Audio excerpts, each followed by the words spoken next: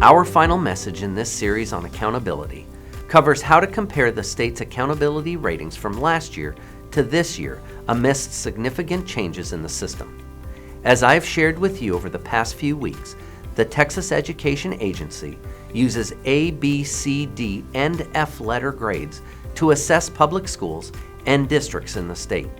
In September, TEA announced a delay in releasing those ratings until late October or early November to provide more time to adjust its process for measuring schools, which means that districts and schools at the time of this video still do not have a clear understanding of how TEA will grade us for last school year.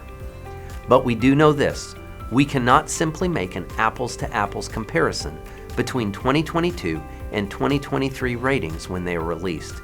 That's because the state has made significant changes to the three domains within the accountability system: student achievement, school progress, and closing the gaps, along with a new STAAR test design that limited the number of multiple choice questions and introduced new types of questions.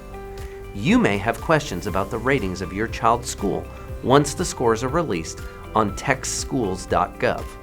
To help parents and community members better understand how to compare 2023 results with the previous year, TEA will also provide what-if ratings that apply the new A to F changes to 21-22 performance. Applying the new accountability methodology to 21-22 performance will cause some campus ratings to go down, which may cause concern. I want to assure you that 2022 ratings are not being corrected. The what-if rating is just being used to allow comparison to the new 2023 ratings.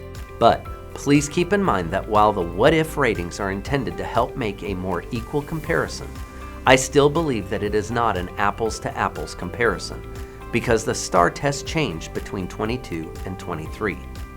The redesign of the STAAR test, along with the overhaul of A to F accountability, completely resets the system and makes the comparison more of an oranges to apples one from one year to the next.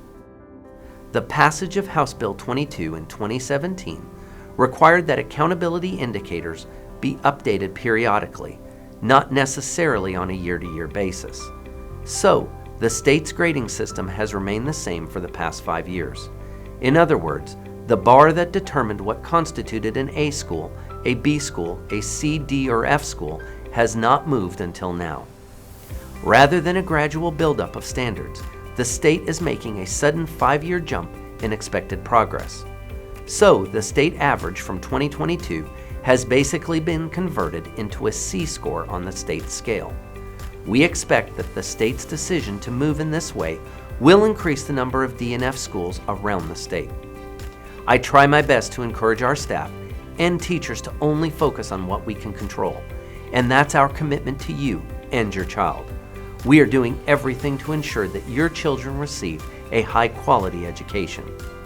We can't change any of the methodology for accountability ratings, but we can impact what happens in our classrooms and schools every day. Our focus always remains on your child, regardless of labels from the state.